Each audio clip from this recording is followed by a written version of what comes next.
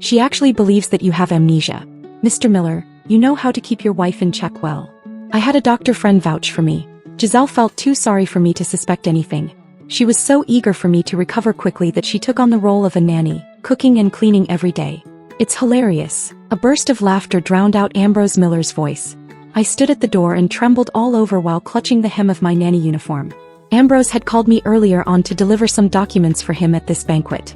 The driver responsible for the accident, Maryanne Brown, sat right beside him, ordering me to pour drinks and serve food, mocking me as much as she could. I endured it all in silence and even secretly texted some of the guests so that they could cover for me.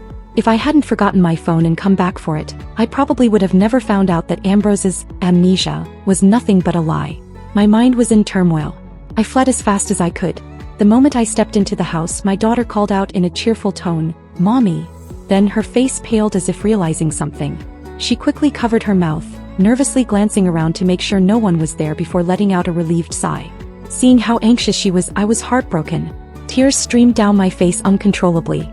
To make his act more convincing, Ambrose had not only pretended not to know me, he'd even refused to acknowledge our daughter, Alexis Carter, as well. He told her that Maryanne was her real mother. Every time she called me mommy, he would fly into a rage. She was only 6 years old, yet like me she'd become nothing more than a prop in their grand reunion performance. I held her tightly as my heart filled with guilt.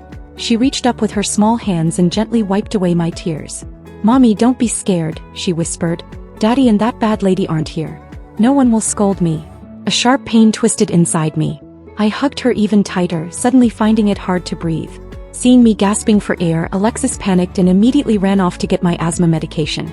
But my medicine was in the bedroom, and the lock on my and Ambrose's bedroom had been changed this morning. They wanted to keep me out. Ambrose had shouted at me saying, "Giselle Carter, you're just a nanny. What right do you have to step into my room with Maryanne? Wipe that shameless look off your face. There are plenty of women in this world who want me, but the only woman I care about is my wife." I'd believed the doctor's words and accepted everything, but I forgot that I was sick. Too much emotional distress could trigger an asthma attack.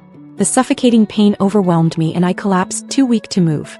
Alexis came running back, her bare feet thudding against the floor, her eyes brimming with tears. "Mommy, the door is locked. I can't get in. Mommy, hold on.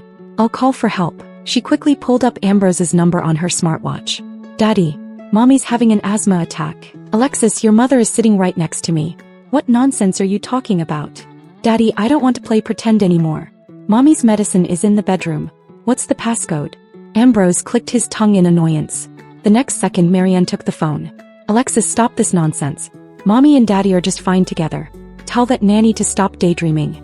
She should go to the hospital if she's sick." With that, the call ended. I told Alexis to dial 911 using the last bit of my strength before darkness consumed me.